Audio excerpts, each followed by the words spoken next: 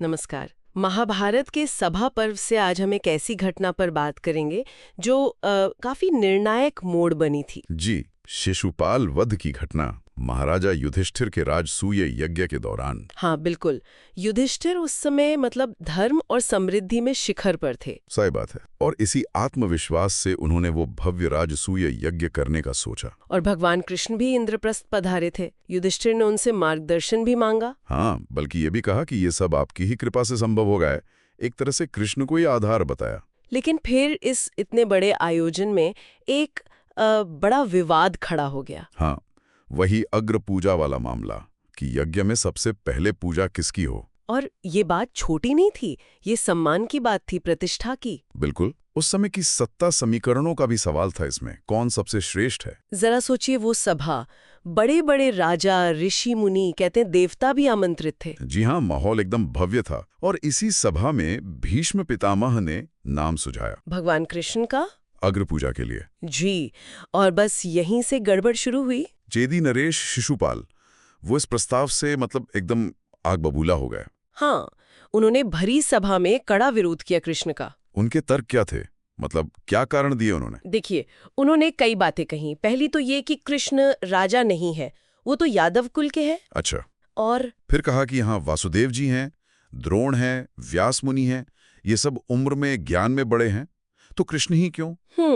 और कृष्ण के चरित्र पर भी कुछ कहा। हाँ, उनके कामों पर सवाल उठाए, जैसे जरासंध का वध कैसे किया, मथुरा क्यों छोड़ी, इस तरह की बातें। कहा कि ये तो अपने मन से काम करते हैं, नियमों को नहीं मानते। जी। अब शिशुपाल की ये आरोप उस समय के हिसाब से देखें तो कुछ हद तक राजनीतिक रूप से तर्कसंगत लग सकते थे। मतलब कृष्ण स्थापित राजा नहीं थे, यादवों को कुछ क्षत्रिय उस नजरिए से नहीं देखते थे, तो ये सिर्फ धार्मिक नहीं, एक राजनीतिक चुनौती भी थी युधिष्ठिर और कृष्ण के गठबंधन के लिए। बिल्कुल। लेकिन भीष्म पितामह ने जो जवाब दिया वो सिर्फ भावनाओं पर आधारित नहीं था। उन्होंने क्या कहा? उन्होंने कृष्ण की सार्वभौमिक महत्ता बताई, उनकी दिव्यता पर जोर दिया, याद दिलाया कि कृष्ण की शक्ति कैसी है। अच्छा, कि उन्होंने लगभग सभी राजाओं को हराया है। हाँ, जो वहां मौजूद थे उनमें से ज्यादातर को कृष्ण ने कभी न कभी परास्त किया था। कहा कि पूरा ब्रह्मांड कृष्ण में ही है। और फिर भीष्म ने वो राज भी खोला, शिशुपाल के जन्म वाला। जी हाँ, वो सबसे महत्वपूर्ण बात थी, कैसे शिशुपाल 4 भुजाओं और 3 नेत्रों के साथ जन्मा था। और वो आकाशवाणी हुई थी कि जिसकी गोद में बैठने पर उसके ये अतिरिक्त अंग गायब होंगे, वही उसका वध करेगा। और वो कृष्ण की गोद में हुआ। जी। और तब कृष्ण ने उसकी माँ यानी अपनी बुआ को वचन दिया था कि वो शिशुपाल के 100 अपराध माफ करेंगे। बिल्कुल। तो भीष्म ने ये याद दिलाया, ये सिर्फ कहानी नहीं, ये कृष्ण के विधान और उनकी क्षमा का प्रमाण था। सही बात है। और सिर्फ भीष्म नहीं, सहदेव ने भी तो जोरदार तर्क दिया था। हाँ, सहदेव का तर्क भी बहुत गहरा था। उन्होंने कहा जैसे पेड़ की जड़ को सींचने से पूरा पेड़ तृप्त होता है, वैसे ही कृष्ण की पूजा से सबकी पूजा हो जाती है, क्योंकि वो ही सबके मूल हैं, सबके कारण हैं। क्या बात है। और देवर्षि नारद ने भी समर्थन किया था ना? जी, नारद मुनि ने भी अनुमोदन किया।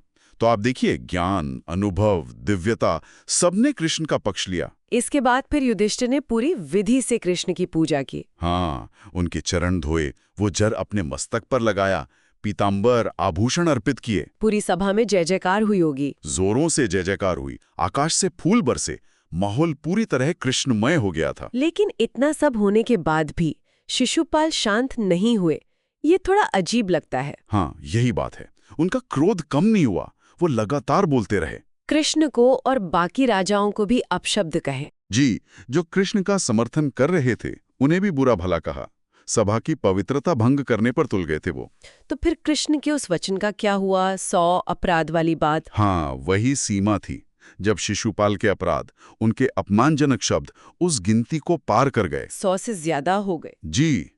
और जब उन्होंने सभा में अशांति फैलाने की हद कर दी, तब कृष्ण ने हस्तक्षेप किया। उन्होंने पहले समझाने की कोशिश की। हाँ, शांति का प्रयास किया, लेकिन शिशुपाल ने उनकी भी बात नहीं मानी, उनका भी अपमान किया। तब भगवान कृष्ण ने अपने सुदर्शन चक्र का स्मरण किया, और पलक झपकते ही चक्र आया और उसने शिशुपाल का सिर धड़ से अलग कर दिया, बिल्कुल तुरंत। और फिर वो अद्भुत घटना हुई, तेज निकलने वाली। हाँ, सबसे आश्चर्यजनक बात, शिशुपाल के शरीर से एक ज्योति निकली, एक दिव्य तेज, और वो कृष्ण में समा गई। सबके देखते देखते वो तेज भगवान कृष्ण के शरीर में विलीन हो गया।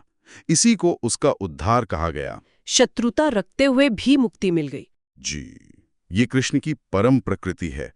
विरोध भी अंत में उन्हीं में समा जाता है। तो इस तरह राजसूय यज्ञ की एक बहुत बड़ी बाधा दूर हुई। हाँ, और शिशुपाल को उसकी नियति मिली। ये घटना सिर्फ एक दुश्मन के अंत की कहानी नहीं है। इसमें भक्ति है, अहंकार है, राजनीति है, दिव्य न्याय है, बहुत कुछ है। बिल्कुल, ये दिखाती है कि कैसे व्यक्तिगत द्वेष एक बड़े काम में रुकावट बन सकता है। और कैसे दैवीय विधान अपने सही समय पर काम करता है, चाहे वो कठोर लगे। और ये सोचने पर भी मजबूर करता है ना कि क्या दिव्यता की आलोचना या ईश्वर की निंदा की कोई सीमा होनी चाहिए? खासकर तब जब वो समाज की व्यवस्था या धर्म के काम में बाधा डाले। हाँ, और क्या ईश्वरीय न्याय जो कभी-कभी कठोर दिखता है, अंत में कल्याणकारी ही होता है, जैसे शिशुपाल का उद्धार हुआ? ये सवाल महाभारत हमें बार बार सोचने के लिए देता है। अगली बार फिर मिलेंगे महाभारत की एक और कहानी के साथ। जी, बिल्कुल।